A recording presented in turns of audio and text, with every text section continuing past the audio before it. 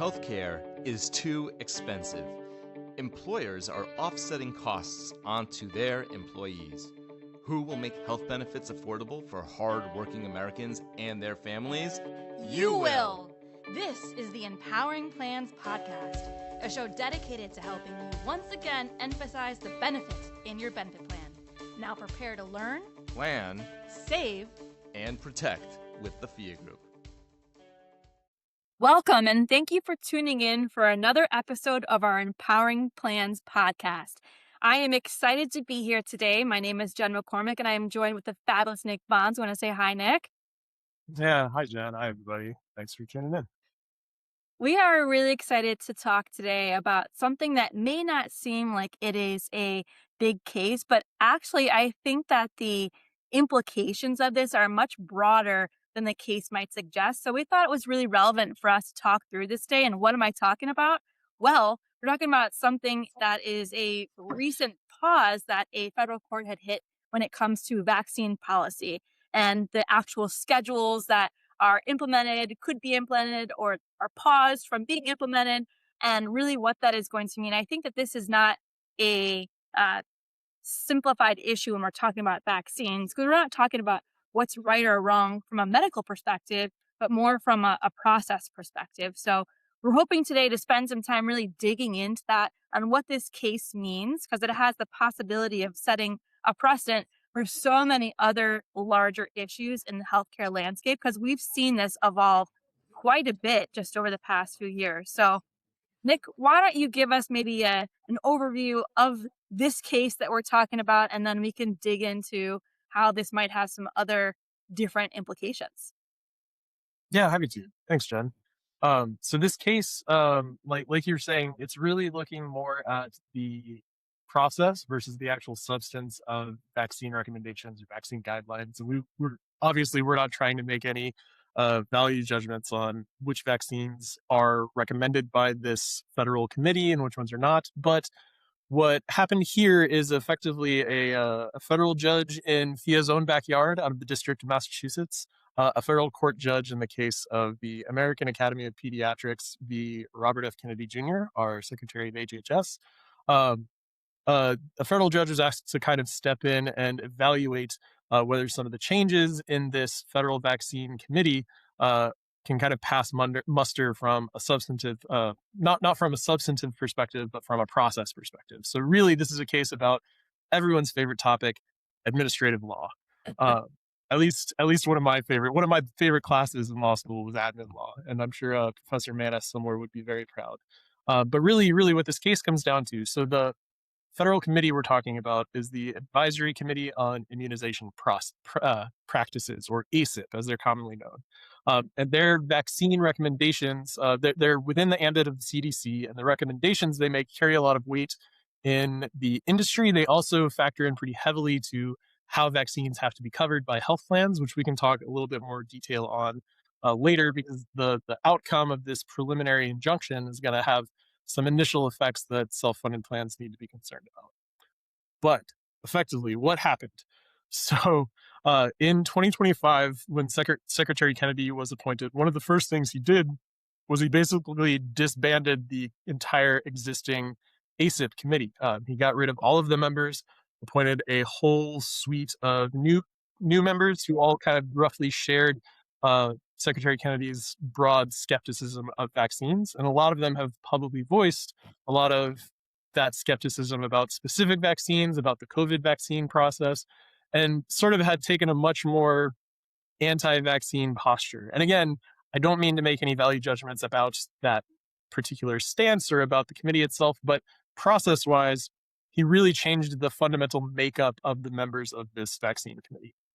And the way that he went about that, and the very quick turnaround on getting rid of every single member and appointing a whole bunch of new people, is kind of the fundamental flaw that the judge in this case is pointing to. So effectively, the court found, so committees like the groups like the American Academy of Pediatrics, the American College of Physicians, Infectious Disease Society, they all bound together and brought this lawsuit, basically saying that committee was not disbanded and reappointed in a way that comports with governing law. And the there's a couple of big federal laws that kind of govern how these committees and how these regulatory actions have to be implemented. The big one is the Administrative Procedure Act, or the APA. There's also the Federal Advisory Committee Act. Both of those sort of dictate the process. They don't dictate what the committee has to do or what they have to say, but it does put pretty strict guardrails around how that committee is put in place, how their powers are wielded. And effectively, these industry groups were saying that this committee was not appointed in line with those acts. And effectively, the judge in this case agreed. He literally pointed out it was a 45-page opinion that came out Monday, when was it, 2 weeks ago? In the opinion, basically, the judge pointed to the rapid turnaround and the lack of any substantial vetting of these vaccine members. He noted that only 6 of the 15 members of the committee have any prior experience in vaccines or in health policy. He literally suspended the appointment of 13 out of those 15 members. So effectively, there were only 2 people that were validly a part of this committee, meaning they couldn't have a quorum, meaning they couldn't have any future meetings. Literally, the later in the week that this opinion came out, they were scheduled to have another meeting that basically had to be suspended. And in fact, until this injunction is either lifted or the case proceeds further, the ACIP committee can't meet. They can't really do anything for the moment. The judge even paused all the prior votes taken in 2025 and early 2026 by this committee. So basically, all of the shakeups that the ACIP committee has done to the kind of vaccine landscape in the last year have been effectively reverted back to where they were before Secretary Kennedy started making moves in the industry. So I went through a lot there, but Jen, I know you wanted to kind of give some more context to the impact this will have directly on self-funded plans.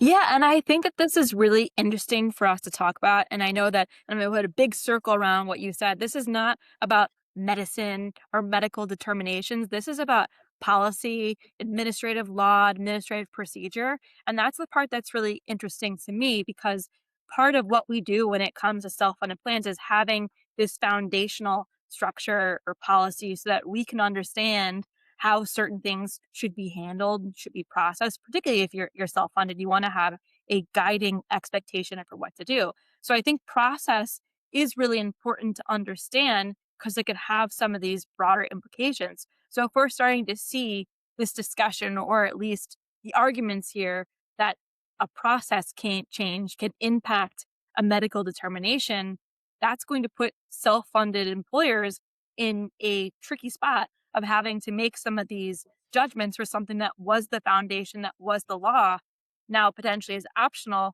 and they're going to have to be substituting their own determinations, medical or otherwise, for this. So I do think that that is interesting, and wondering if you have any thoughts here when it comes to the opportunity for this to be setting maybe a precedent in other cases. Do you think this will be something that other areas, even in the healthcare space, drug renewals, FDA approvals, do you think that this could be a precedent for how other agencies might consider to revise process for a certain result?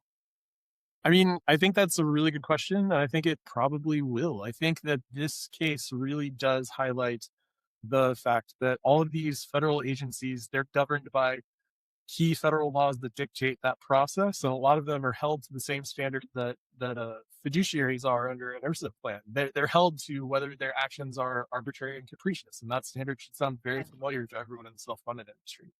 Basically, they have a lot of power to implement regulations that are basically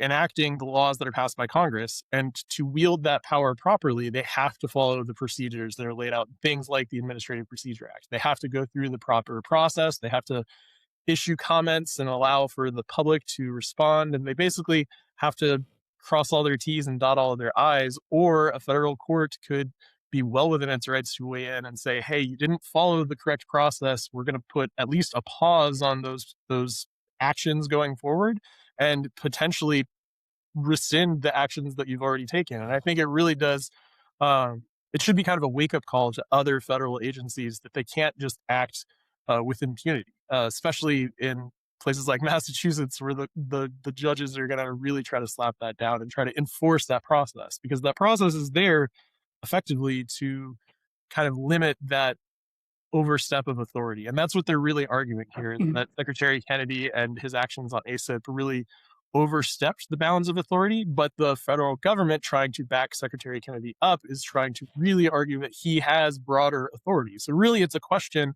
of how much authority do we want federal regulators to be able to wield, and what kind of limits do we want on that authority. And this case really does highlight some of those very clear guardrails that ideally would kind of rein in some of that regulatory authority. Yeah, and really dialing back in for a plan sponsor and even a member, and for a dependent child even. Right. So what does this case mean? What would this case have meant? I think that it's important for us to sort of outline this, because we've been talking a lot about this case in the process, but ultimately the result is no change for what it means in the short term. But that doesn't mean that you should be following along. Reverting back to pre-2025 at least, yeah. Exactly. Yeah, so what was the goal here? It seemed that part of this was to modify under the ACA, if you are a non-grandfathered plan. One of the things we have known for a number of years at this point is that there are certain services, vaccines, immunizations that would have been covered with no cost sharing, 100% if they're received in-network. And that means that certain families can receive these preventive care category treatments for zero cost. They're covered at 100%. So the opportunity would have then modified that to narrow the scope of certain services, immunizations, vaccines that would have been covered at 100%. So that was a situation then that would put families in a circumstance where they would have to navigate using their own decision making for what should be covered, whether they should receive it if they're not getting that coverage at 100%. And we'll talk a little bit about that, the preventive care piece of this and the vaccines and what that could have meant versus what it does mean for now. Yeah, I think the preventive care mandate, it really it's a mandate that plans have to cover those services, not so much a mandate that individual plan participants or their dependent children have to get those vaccines, just that if they get them, the plan would have to cover them, like you said, at 100%. And I think the way the actions by ACIP had been moving is it would have effectively meant that fewer vaccines actually got that ACIP recommendation, which is the determining factor for whether a plan is required by the ACA to cover those at 100%. So effectively, it would have meant that some vaccines wouldn't be ACIP recommended, which means plans could choose to not cover them at 100%. A lot of plans, depending on how their language is written, effectively tethered their coverage to that ACIP recommendation. So they might have automatically stopped covering it, which could have put participants in a situation where they'd always expected this to be covered. They went to their PCP or to their school doctor or whatever and got these vaccines, assuming they would be covered like they always had been, and would suddenly find that this was no longer a covered service that they're having to pay out of pocket for now. Right. Yeah, it could create some surprises when you go to the doctor with your children and any circumstances where you otherwise wouldn't have expected that to be the case. So having that knowledge and that transparency is going to be really important for plans to make sure that they understand what they should be covering, what they're required to cover, what they're not required to charge a copay for. So What do we need to do next? We're in this space working a lot with these self-funded employers who are trying to make these changes.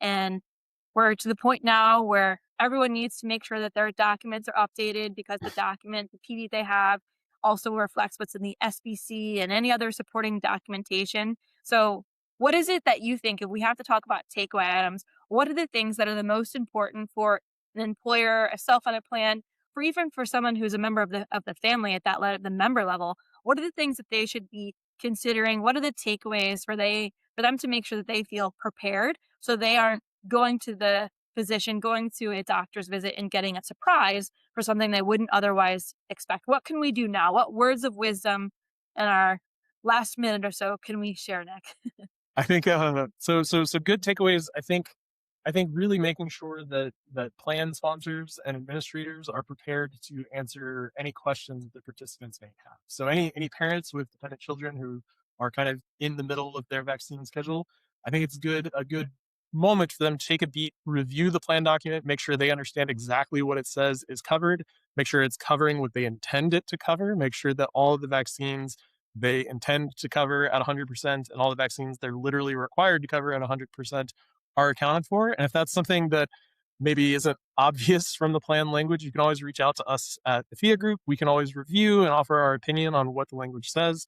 It's also important to keep an eye on this case. I think that, again, this case is very, very early in its process. This was just a preliminary injunction based on early motion practice. It hasn't even been fully decided at the district court level, and I am confident it will get appealed up through the appellate courts and potentially even to the Supreme Court. Like, this case has the potential to go pretty far, and it may not even be obvious. It may not be clear the full impact of this case for years still. So this is a case that we definitely want to keep an eye on. In the meantime, I think that depending on your plan language, it's very likely that it covers all the ACIP recommended vaccines, which have now reverted back to where they were before the new committee was appointed. So I think the big takeaways are: one, look at your plan, make sure it's covering exactly what you intend for it to cover. If you need help making sure that that is the case, we are happy to assist.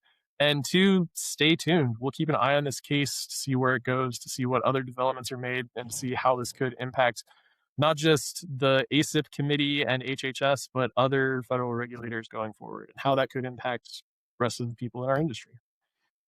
Great feedback, Nick. Thank you so much for that. And on behalf of myself and Nick, thank you so much today for dialing in and listening to another episode of our Empowering Plans podcast. Yeah, thanks, Jen.